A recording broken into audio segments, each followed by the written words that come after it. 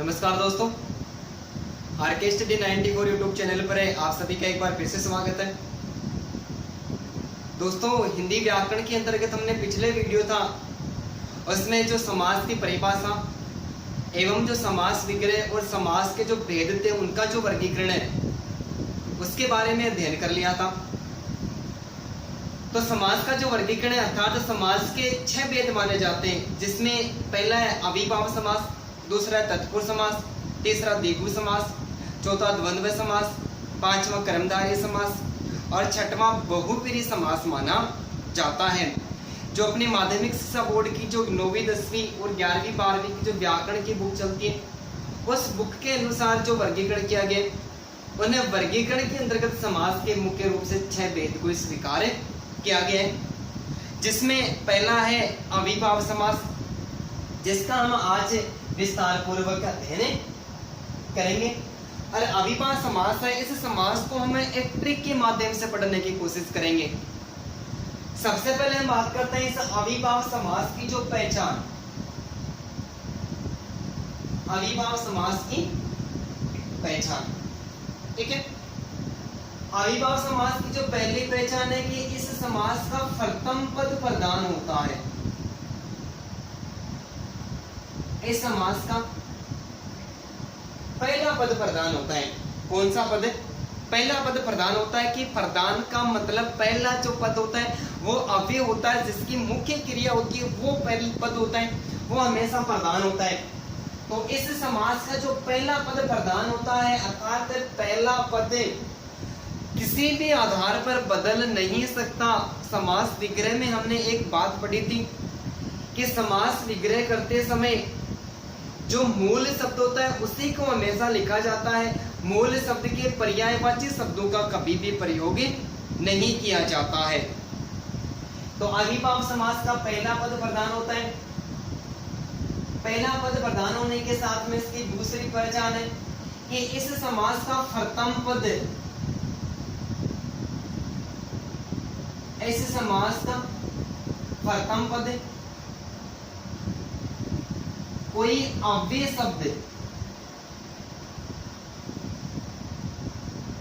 कोई अव्यय शब्द या उपसर्ग होता है। इस समास का जो प्रथम पद है या तो कोई अव्यय शब्द या फिर क्या होता है, उपसर्ग होता है। अव्यय या अविकारी शब्दों के संबंध में हमने एक पहले वीडियो बना भी लिए। जो अविकारी शब्द थे वो 4 प्रकार के माने गए थे। ए यानी नहीं, वे यानी खर्च, ऐसा पहला शब्द जो खर्च नहीं होता, अपने मूल रूप में प्रयुक्त होता है, वो अव्यय शब्द होता है। या फिर कोई न कोई उपसर्ग होता है। उपसर्ग किसी भी शब्द के पहले जुड़ता है। क्या करता है? किसी भी शब्द के पहले जुड़ता है और पहले जुड़कर एक नए शब्द की रचना करता है। तो उपसर्ग में किसी भी प्रकार का कोई बदलाव नहीं होता, वो भी प्रधान ही होता है। तो इस समास का प्रथम पद प्रधान होता है। इसके अलावा जो प्रथम पद है या तो कोई अव्यय शब्द होता है और अव्यय शब्द नहीं होता है तो उपसर्ग होता है। इसके अलावा और बात करें तो किसी भी शब्द में यदि पुनरावृत्ति होती है, किसी भी शब्द में बार बार पुनरावृत्ति होती है, पुनः आवृत्ति होती है, अर्थात एक शब्द को यदि 2 बार लिखा जाता है, कितनी बार? एक शब्द को 2 बार लिखा जाता है तो वहां पर भी अविभाव समास ही माना जाता है। तो वहां पर भी अविभाव समास माना जाता है। अविभाव समास के जितने भी पद होते हैं और इन सारे पदों का जो विग्रह कार्य है, सारे पदों का जो विग्रह कार्य, ये विग्रह कार्य उपसर्ग के अर्थ के अनुसार, उपसर्ग के अर्थ के अनुसार किया जाता है। किसके अनुसार? उपसर्ग या फिर जो कोई अव्यय शब्द है इसका जो भी अर्थ निकलता है उस अर्थ के अनुसार अविभाव समास के जितने भी पद होते हैं उनका विग्रह कार्य किया जाता है। तो अविभाव समास का पहला पद प्रधान होता है। पहला पद प्रधान होने के साथ पहला पद या तो कोई उपसर्ग होता है या फिर अव्यय शब्द होता है या फिर किसी भी शब्द में पुनरावृत्ति होती है, एक शब्द को 2 बार लिख दिया जाता है तो वहां पर भी अविभाव समास से माना जाता है। और अविभाव समास का जो विग्रह कार्य है वो अव्यय और उपसर्ग का जो भी अर्थ निकलता है उससे अर्थ के अनुसार किया जाता है। ठीक है, तो सबसे पहले हम अविभाव समास का एक नियम पढ़ते हैं। नियम पहला, ठीक है, पहला नियम पढ़ते हैं कि बे ला नी निर और निस। बे ला नी निर और निस जो उपसर्ग होते हैं बे ला नी नी और निस, बे ला नी निर और निस, ये जो उपसर्ग होते हैं इन उपसर्गों से बनने वाले जितने भी शब्द होते हैं सारे शब्दों में अविभाव समास माना जाता है। बे ला नी निर निस उपसर्गों से बनने वाले जितने भी शब्द होते हैं और सारे शब्दों में अविभाव समास माना जाता है। तो इन शब्दों से, इन उपसर्गों से बने हुए जो सामासिक पद होते हैं, बे ला नी निर निस उपसर्गों से बने हुए जो सामासिक पद होते हैं, इन सामासिक पदों का यदि हम विग्रह कार्य करते हैं, क्या करते हैं? विग्रह कार्य करते हैं। तो विग्रह कार्य करते समय सबसे पहले हम लिखते हैं मूल शब्द को। पहला पद प्रधान है तो क्या करेंगे? मूल शब्द। सबसे पहले मूल शब्द, और मूल शब्द के साथ में इन सब का अर्थ होता है रहित, से रहित या के बिना। इन सब का अर्थ क्या होता है? से रहित या के बिना।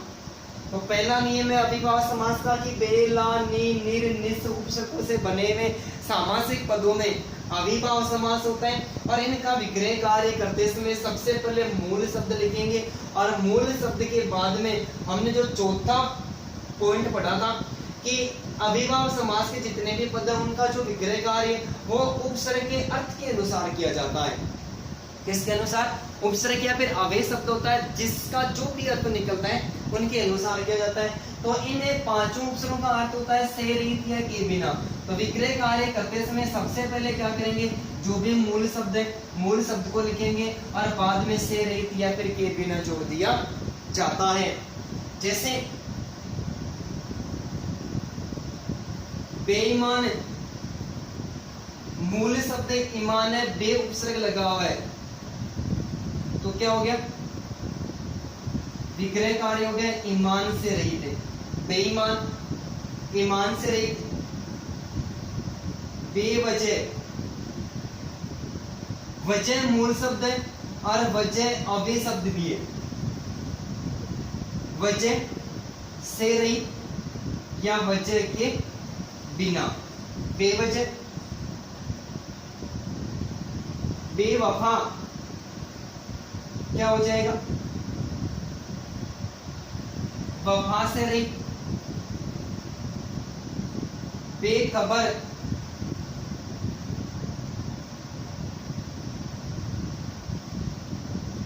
खबर से रहित या खबर के बिना। या फिर बेचैन, चैन खो गया है, कुछ तो हो गया है। बेचैन यानी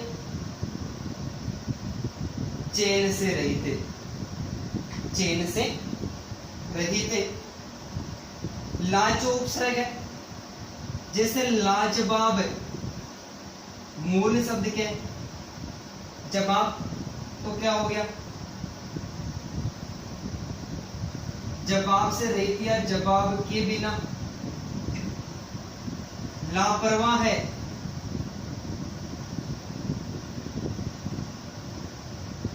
परवाह से रहित है। लापरवाह, परवाह से रहित। लाइलाज, मूल शब्द क्या है? इलाज से रहित या फिर इलाज के बिना। नी की बात करो, निडर, मूल शब्द क्या है? डर, डर से रहित। निधड़क, धड़क से रहित। निधड़क, धड़क से रहित। निर की बात करें तो निर्विकार, ठीक है, मूल शब्द विकार है, निर उपसर्ग लगा हुआ है तो क्या हो गया? विकार से रहित, निर्विकार। निराकार, निर प्लस आकार, मूल शब्द क्या है?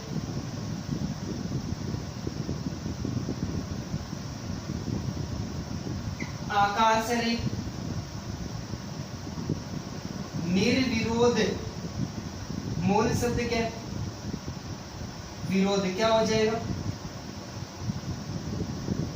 विरोध से रहित। या फिर निर्जल, मूल शब्द क्या है? जल से रहित हो जाएगा। क्या हो जाएगा? जल से रहित हो जाएगा। निस की बात करें तो जैसे निश्चिंत, मूल शब्द चिंता है, क्या हो जाएगा? चिंता से रहित। अब जो यहाँ पर उपसर्ग है, हिंदी में जो निस उपसर्ग लगा हुआ है, तो अब चाहे ये निस आए और चाहे ये निस आए, ठीक है, इन जो मूर्धन्यस है और जो तालव्यस है, इनसे संबंध में कोई उपसर्ग होता ही नहीं है। मूर्धन्यस है और तालव्यस है, इन दोनों से संबंध में कोई उपसर्ग नहीं होता है। केवल और केवल दंते स है, इस दंते स के संबंध में ये उपसर्ग माना जाता है। तो यहाँ पर चाहे तालव्यस आए और चाहे मूर्धन्यस आए, यहाँ पर जो मूल उपसर्ग है वो क्या माना जाता है?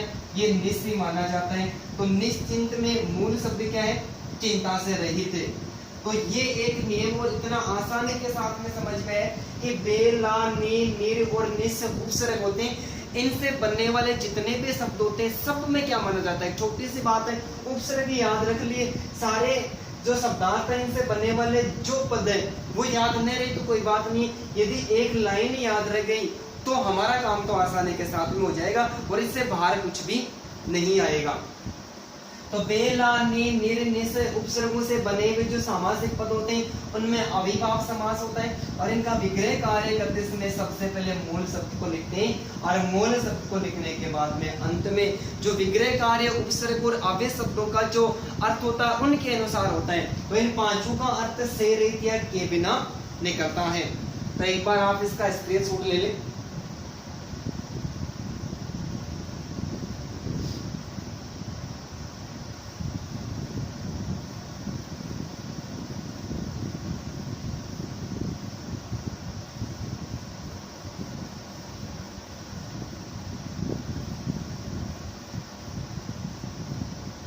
ठीक है, अब हम पढ़ते हैं अविभाव समास का दूसरा नियम।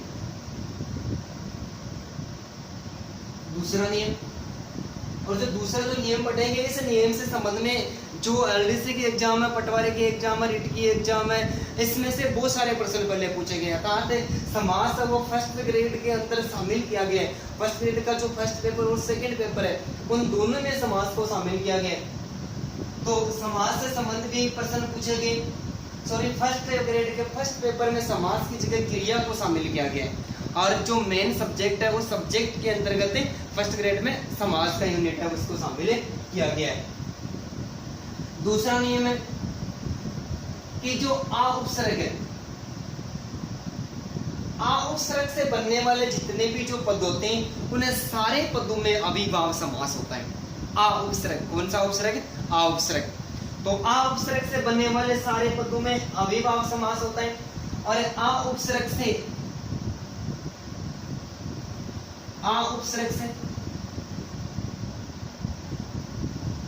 बने हुए सामासिक पदों का विग्रह कार्य करेंगे। क्या करेंगे? विग्रह कार्य करते समय सबसे पहले वही बात है, मूल शब्द को लिखेंगे। सबसे पहले क्या करेंगे? मूल शब्द को लिखेंगे और आ का अर्थ होता है तक। आ उपसर्ग का अर्थ क्या होता है? तक के। तो आ उपसर्ग से बने हुए सामासिक पद होते हैं, उनमें अविभाव समास होता है और इनका विग्रह कार्य करते समय सबसे पहले हम क्या लिखेंगे? मूल शब्द को लिखेंगे और मूल शब्द को लिखने के बाद में अंत में क्या लिख देंगे? अंत में हम तक के लिख देंगे। जैसे आजीवन, मूल शब्द क्या है? जीवन है, ये पहला पद प्रधान हो गया। जीवन, रहने तक, आजन्म, जन्म, रहने तक, आमरण, इसका विग्रह होगा मरण तक, यानी मर नहीं जाता तब तक, मरण रहने तक तो हो नहीं सकता, मरण तक। आकंठे, मूल शब्द के कंठे, आगे लिख देंगे तक, ठीक है। इसके अलावा आजानुबाहु बहुत बार पूछा जा चुका है। आजानुभाव, बाहु यानी भुजाएं, तो बाहु से लेकर जानु किसको कहते हैं? घुटनों को कहते हैं। बाहु से लेकर जानु तक है, तो भुजाओं से लेकर घुटनों तक है। इसका मतलब मूल शब्द में हम किसी प्रकार का परिवर्तन नहीं कर सकते। मूल शब्द जैसा है उसको वैसा का विग्रह कार्य करते समय मूल शब्द को हमें वैसा का वैसा ही लिखना है। मैं जो बात कोष्ठक में लिख रहा हूँ वो हमें पेपर में लिखी हुई नहीं मिलेगी। यदि लिखी हुई मिलती भी है ऐसा, तो ये पर्यायवाची शब्द कभी भी नहीं लिखने, गलती हो जाएगा। आजानुभाव, आपाद मस्तक, मूल शब्द क्या है? मस्तक, मस्तक से लेकर, मस्तक से लेकर पाद यानी पैर, मस्तक से लेकर पैर तक। आ सेतु, हिमाचल, आ सेतु हिमाचल, यानी हिमाचल से लेकर, हिमाचल से लेकर सेतुबद्ध रामेश्वर तक, सेतुबद्ध तक। तो आउपसर्ग है, ऐसा आउपसर्ग से बने हुए जितने भी शब्द होते हैं सारे शब्दों में कौन सा समास होता है? अविभाव समास होता है। और विग्रह कार्य करते समय सबसे पहले क्या करते हैं? सबसे पहले मूल शब्द को लिखते हैं और मूल शब्द को लिखने के बाद में आ का जो अर्थ होता है वो क्या होता है? तक होता है। तो बाद में क्या लिख दिया जाता है? अंत में तक लिख दिया जाता है। लेकिन जो पिछली रिट की एग्जाम लगी थी उसमें एक प्रश्न पूछा था, कि यावत जीवन, प्रश्न पूछा था यावत जीवन, ठीक है। यावत जीवन में तय और द की व्यंजन संधि का नियम लागू होता है। तय और द की व्यंजन संधि का नियम लागू होता है। यदि प्रथम पद में तय या द लिखा हुआ हो, ठीक है, तो संधि करने पर जो प्रथम पद है वो आगे आने वाला जो पद है उसमें बदल जाता है। यदि तय है, तय किसमें बदलेगा? आगे ज लिखा हुआ, ज में बदलेगा हलंत है तो हलंत ही लिखेगा, ठीक है। तो अब इसका मूल शब्द क्या हो गया? या, ये एक और आ गया ज, यहाँ पर पूरा ज लिखा हुआ है और ये क्या हो गया? ये याव जीवन हो गया, ठीक है। यावत जीवन या फिर याव जीवन। कि कोई भी आ उपसर्ग है, कोई भी आ उपसर्ग है, आ उपसर्ग के स्थान पर यदि यावत शब्द लिख दिया जाता है, आजीवन तो जीवन तो आगे लगा हुआ है, पहले क्या जोड़ दिया? यावत जोड़ दिया। आ उपसर्ग के स्थान पर यावत शब्द लिख दिया जाता है, क्या लिखा जाता है? यावत शब्द लिख दिया जाता है, तो अविभाव समास ही माना जाता है। क्या माना जाता है? अविभाव समास माना जाता है। और विग्रह कार्य भी आ उपसर्ग के अनुसार ही किया जाता है। किसके अनुसार? आ उपसर्ग के अनुसार ही किया जाता है। तो यावत जीवन का जो विग्रह कार्य वो क्या होगा? जीवन रहने तक, जीवन रहने तक है। तो आ उपसर्ग के जितने भी शब्द हैं उनके साथ में यदि यावत शब्द का भी प्रयोग कर जाता है या फिर विग्रह करने पर मूल शब्द यावत जीवन बनता है, कोई बात नहीं, दोनों एक ही, दोनों का अर्थ क्या होता है? जीवन रहने तक है। तो यावत जीवन या फिर याव जीवन, यानी यावत शब्द आ उपसर्ग के स्थान पर लिख दिया जाता है तो अविभाव समास से माना जाता है। ठीक है, तो इसका भी आप एक बार स्क्रीनशॉट ले लें।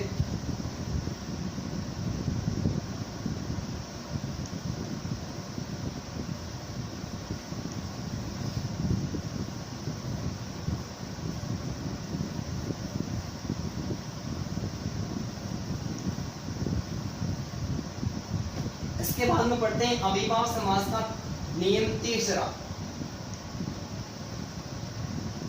इस समास का तीसरा नियम, अविभाव समास का तीसरा नियम। तीसरा नियम है कि अव्यय शब्द, अव्यय शब्द यथा, अव्यय शब्द यथा से बने हुए जितने भी शब्द होते हैं उन सारे शब्दों में अविभाव समास माना जाता है। क्या माना जाता है? अविभाव समास माना जाता है कि अव्यय शब्द यथा से बने हुए जितने भी सामासिक पद होते हैं उन सारे पदों में क्या माना जाता है? अविभाव समास माना जाता है। और इस समास का यानी यथा शब्दों से बने हुए जितने भी सामासिक पद होते हैं इन सारे सामासिक पदों का यदि समास विग्रह करें थे, क्या करते हैं? समास विग्रह करते हैं। तो समास विग्रह करते समय वही बात है, सबसे पहले क्या लिखेंगे? सबसे पहले मूल शब्द को, और मूल शब्द के बाद में यथा का अर्थ होता है के अनुसार, के अनुसार लिख दिया जाता है। या फिर ऐसा नहीं करते हैं तो मूल शब्द के पहले, मूल शब्द के पहले जैसा एवं जैसे शब्द लिख दिए जाते हैं। ठीक है, अव्यय शब्द यथा, यथा क्या है? अव्यय शब्द है तो अपने आप ही अविभाव समास हो गया। तो अव्यय शब्द यथा से बने हुए जितने भी सामासिक पद होते हैं उनमें अविभाव समास माना जाता है। और समास विग्रह करते समय सबसे पहले मूल शब्द लिखते हैं और उसके बाद में यथा का अर्थ होता है के अनुसार लिखते जाता है। यदि कुछ शब्द होते हैं जिनमें के अनुसार नाम नहीं लिखा जाता, वहां पर क्या करते हैं? वहां पर मूल शब्द से पहले जैसा या फिर जैसे शब्द जोड़ देते हैं। क्या करते हैं? जैसा या जैसे शब्द जोड़ देते हैं। जैसे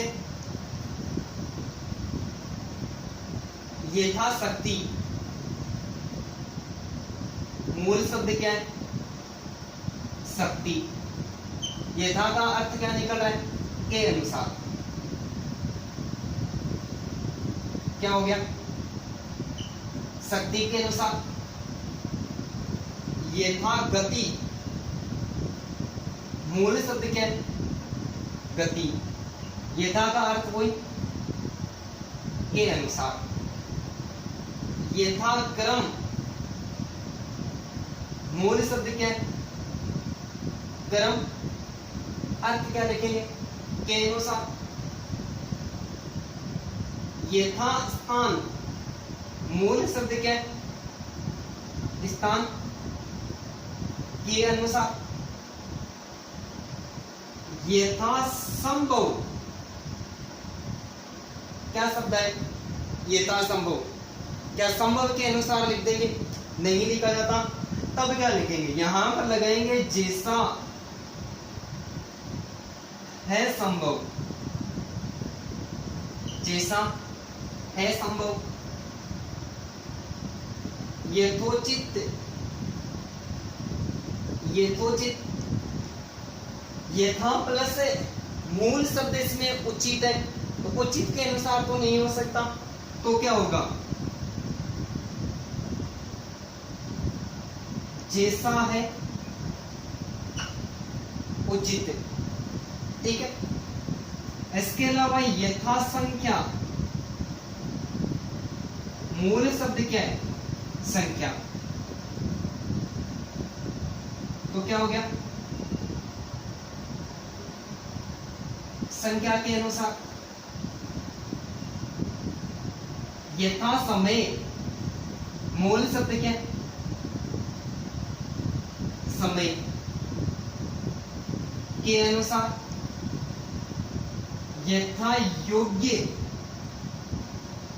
यथा योग्य में जो मूल शब्द है वो क्या है? योग्यता है। मूल शब्द क्या है? योग्यता है। क्या हो जाएगा? योग्यता के अनुसार। और एक शब्द और मिलता है, यथार्थ। क्या मिलता है? यथार्थ। यथा तो मूल शब्द है, लेकिन यथा तो अव्यय शब्द है। मूल शब्द क्या है इसमें? अर्थ है। तो क्या हो जाएगा? अर्थ के अनुसार। और एक शब्द और मिलता है, यथा इच्छा। यथा इच्छा, तो इच्छा मूल शब्द है। इसके जो विग्रह कार्य है वो दोनों आधार पर हो सकते हैं कि जैसी है इच्छा, जैसी है इच्छा, या फिर क्या हो जाएगा? इच्छा के अनुसार। तो अव्यय शब्द यथा और यथा से बने हुए जितने भी पद होते हैं उन सारे पदों में अविभाव समास माना जाता है। यथा से बनने वाले जितने भी सारे पद है, सारे पदों में कौन सा समास है? अविभाव समास है। और विग्रह कार्य दो तरीके से किया जाता है। पहला जो विग्रह कार्य करते समय सबसे पहले मूल शब्द को लिखेंगे और मूल शब्द के बाद में क्या लगा देंगे? यथा का जो अर्थ निकल रहा है के अनुसार लगा देंगे। यदि के अनुसार के माध्यम से अर्थ का अनर्थ हो रहा है तो मूल शब्द से पहले क्या लगा देंगे? जैसा और जैसे शब्द लगा देंगे। इसके अलावा नियम चौथा, नियम संख्या 4। चौथा नियम है कि बा और से, बा और से जो उपसर्ग होते, बा और से उपसर्ग से बने हुए जितने भी सामासिक पद होते हैं सारे पदों में अविभाव समास ही माना जाता है। क्या माना जाता है? अविभाव समास ही माना जाता है। विग्रह कार्य करते समय वही सबसे पहले करेंगे, सबसे पहले मूल शब्द को लिखेंगे। क्या करेंगे? पहला पद प्रधान है तो मूल शब्द को लिखेंगे। और दोनों का अर्थ होता है के सहित। बा और से का अर्थ क्या होता है? सहित। तो सबसे पहले मूल शब्द लिखेंगे और मूल शब्द लिखने के बाद में क्या लिख देंगे? के सहित लिख दिया जाता है। जैसे बाकायदा, बाकायदा मूल शब्द क्या है? कायदा। कायदा सहित या कायदा के सहित है। बाकायदा, कायदा के सहित या कायदा से। बाइज्जत मूल शब्द क्या है? इज्जत के सहित या फिर इज्जत सहित है। से की बात करें तो से परिवार, मूल शब्द क्या है? परिवार। तो परिवार सहित या परिवार के सहित। सपत्नीक मूल शब्द क्या है? पत्नी के सहित या पत्नी सहित। और सशर्त, सशर्त मूल शब्द क्या है? शर्त के सहित या फिर शर्त सहित। तो बा और से उपसर्ग होते हैं, इनसे बने हुए जितने भी पद होते हैं इन पदों में भी कौन सा समास होता है? इनमें भी अविभाव समास ही होता है। विग्रह कार्य करते समय मूल शब्द लिखेंगे और मूल शब्द के बाद अंत में क्या लिख देंगे? के सहित लिख दिया जाता है। तो इन दोनों का भी आप एक बार स्क्रीनशॉट ले लें।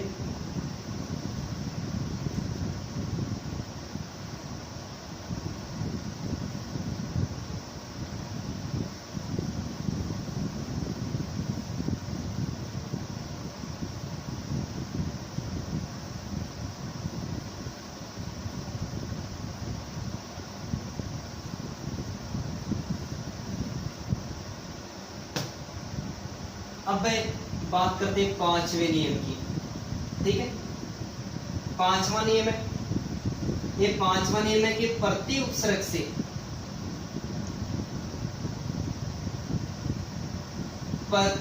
से बनने वाले जो शब्द होते हैं, प्रति उपसर्ग से बनने वाले शब्दों में अविभाव समास होता है।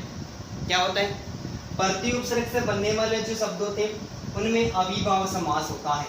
ठीक है, कि प्रति उपसर्ग है और ये अपने आप में अव्यय है, तो प्रति उपसर्ग से बनने वाले जितने भी शब्द होते हैं सारे शब्दों में अविभाव समास होता है।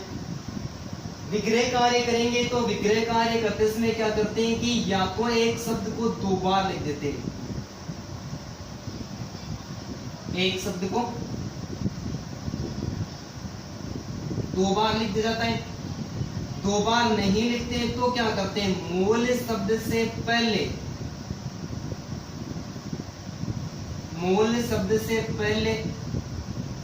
हर शब्द जोड़ दिया जाता है। क्या कर दिया जाता है? हर शब्द जोड़ दिया जाता है। ये प्रति उपसर्ग से बने हुए जितने भी शब्द होते हैं सारे शब्दों में अविभाव समास होता है। और विग्रह कार्य करते समय या तो जो मूल शब्द होता है उसको दो बार लिख दिया जाता है, और दो बार नहीं लिखते हैं, सॉरी मूल शब्द को, एक शब्द को नहीं, मूल शब्द को दो बार लिख दिया जाता है। और दो बार नहीं लिखते तो क्या करते हैं, मूल शब्द से पहले क्या लगा देते हैं, मूल शब्द से पहले हर शब्द जोड़ दिया जाता है। मूल शब्द से पहले हर शब्द जोड़ दिया जाता है। जैसे प्रतिदिन, मूल शब्द क्या है, दिन, तो दो बार लिखेंगे तो क्या कर देंगे, दिन दिन। यदि दिन दिन नहीं लिखेंगे तो मूल शब्द से पहले क्या लगा देंगे, हर लगा देंगे, तो क्या हो जाएगा, हर दिन। प्रतिदिन, प्रतिक्षण, मूल शब्द क्षण क्षण हो जाएगा, यानी पुनरावृत्ति होगी। नहीं लिखेंगे तो क्या करेंगे, हर क्षण। प्रतिपल, हर पल, या दो बार लिखेंगे तो करेंगे पल पल, या फिर हर पल। प्रति माह है, क्या हो जाएगा, हर माह है।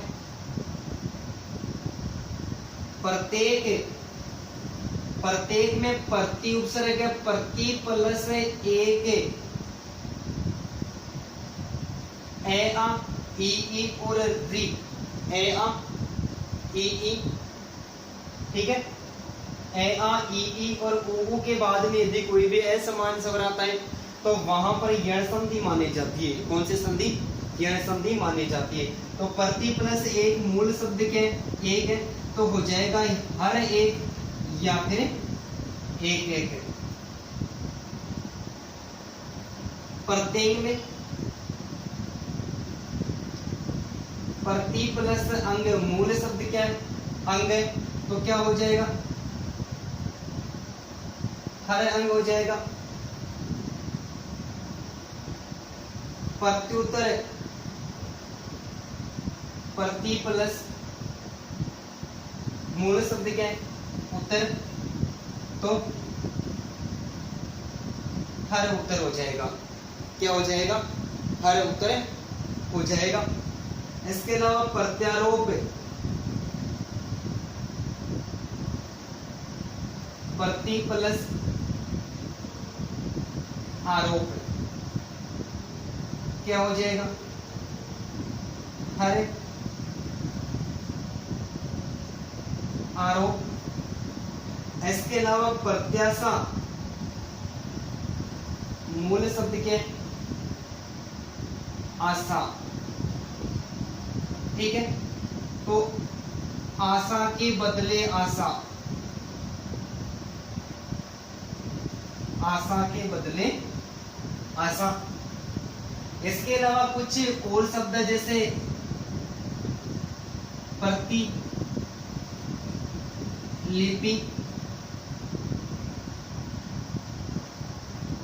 प्रतिबिंब, प्रतिध्वनि, प्रतिघात, प्रतियोगी और प्रतियोगिता। इन उपसर्गों की बात करें तो इन सारे उपसर्गों में प्रति उपसर्ग लगा हुआ है, तो प्रति उपसर्ग लगा होने के कारण अविभाव समास ही होना चाहिए। कौन सा समास होना चाहिए? अविभाव समास ही होना चाहिए।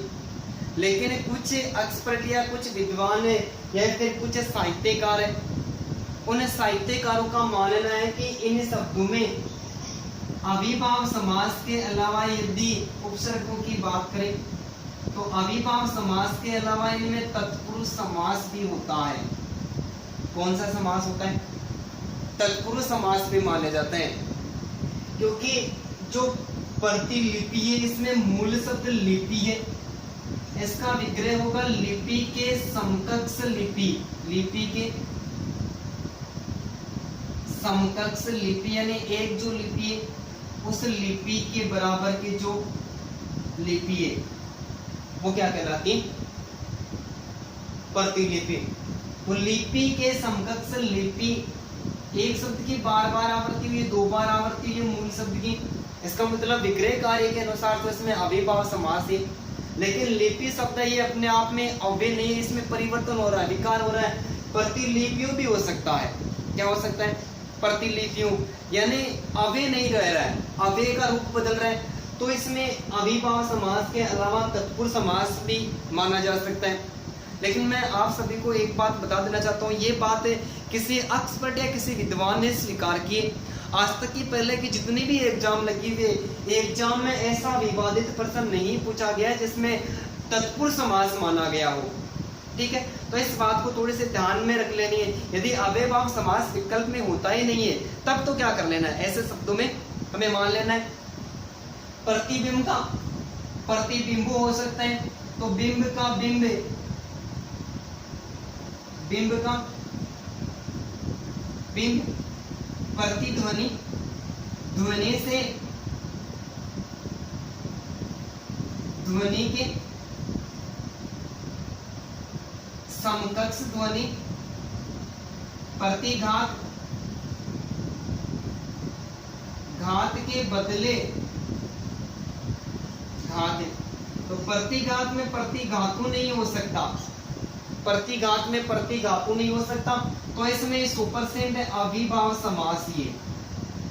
प्रतियोगी और प्रतियोगिता ये दोनों शब्द है।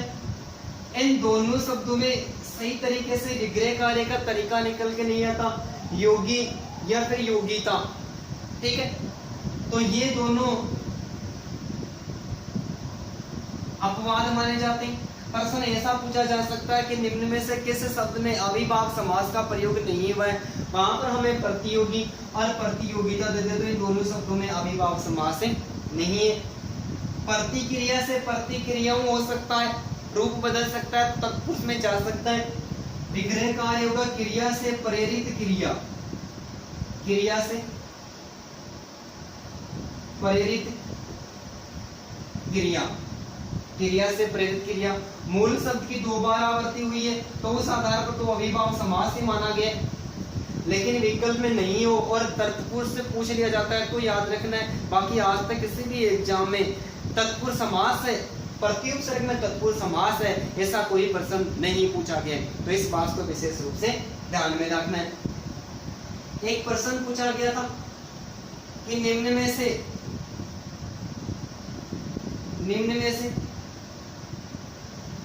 किस पद में अविभाव समास नहीं है। निम्न में से किस पद में अविभाव समास प्रतिपल, प्रत्यक्ष, प्रतिपल, प्रत्यक्ष, प्रतिक्षण और प्रतिकूल, प्रतिकूल। अच्छा प्रश्न है, निम्न में से किस समास में अविभाव, किस पद में अविभाव समास का प्रयोग नहीं हुआ है?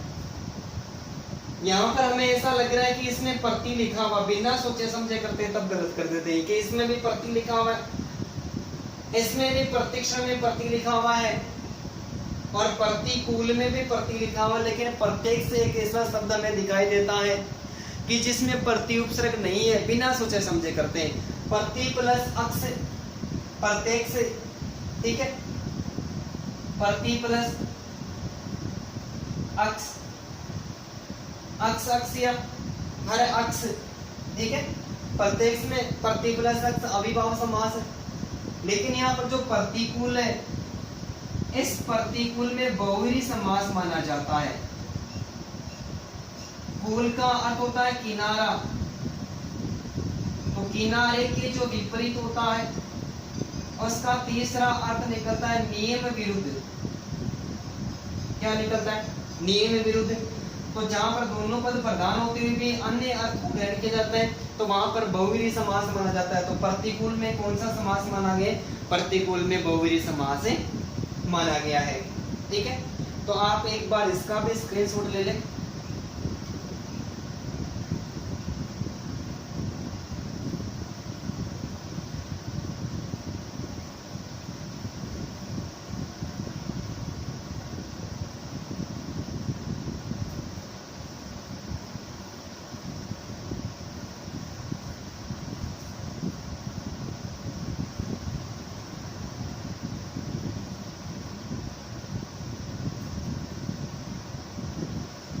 अब हम एक और नियम की बात करते हैं, नियम संख्या 6। छठवां नियम है कि किसी भी पद की सिद्धि यदि पुनरावृत्ति होती है, क्या होती है? पुनरावृत्ति होती है तो भी अविभाव समास ही माना जाता है। जैसे घर घर,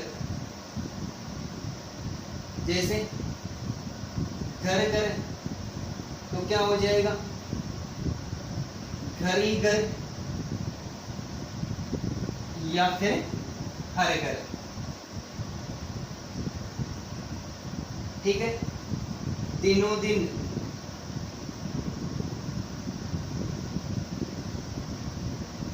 तो दिन ही दिन या फिर क्या हो जाएगा? हर दिन,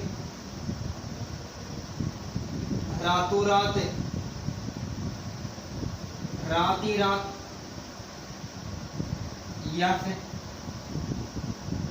हर रात, बीचों बीच, बीचों बीच, बीच के भी बीच में, बीच के भी बीच में। तो यहाँ पर भी क्या है? पुनरावृत्ति हुई है। तो जहाँ पर इस प्रकार से किसी शब्द की पुनरावृत्ति होती है, तो पुनरावृत्ति होती है तो वहां पर भी कौन सा समास माना जाता है? वहां पर भी अविभाव समास ही माना जाता है। तो इस आधार पर जो समास होता है अविभाव समास के मुख्य रूप से 6 नियम हमने पढ़े और मैं आशा करता हूँ कि आपको आसानी के साथ में समझ में आ गया होगा। और ये जो नियम पढ़े, इन नियम में मैंने जितने भी उदाहरण लिखे हैं, आप पहले की किसी भी एग्जाम का कोई पेपर उठा के देख लेना, एक भी विकल्प बाहर से नहीं जाएगा। सारे के सारे प्रश्न जो अविभाव समास के उदाहरण पढ़े, इन्हीं में से सारे प्रश्न पूछे गए।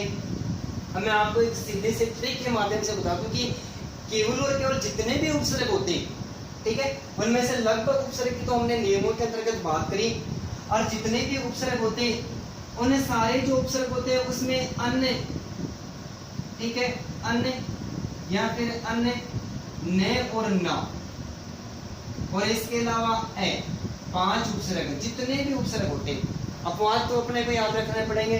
अन्य, ने, अन्य, ना और ए, ये जो 5 उपसर्ग होते हैं, ठीक है भाई, जो अपनी जो संस्कृत भाषा होते हैं इसके जो मूल उपसर्ग होते हैं और उसके साथ में हिंदी के उपसर्ग होते हैं। हिंदी के अलावा जो अरबी, जो फारसी भाषा होती है ना, विदेशी भाषा होती है, इस विदेशी भाषा के भी उपसर्ग होते, जितने भी सारे उपसर्ग होते, चाहे वो किसी भी भाषा को, उनमें से ए, अन्य, अन्य, ने, अन्य, ना और ए, ये जो 5 उपसर्ग है, इन 5 उपसर्गों में तत्पुरुष समास होता है। कौन सा होता है?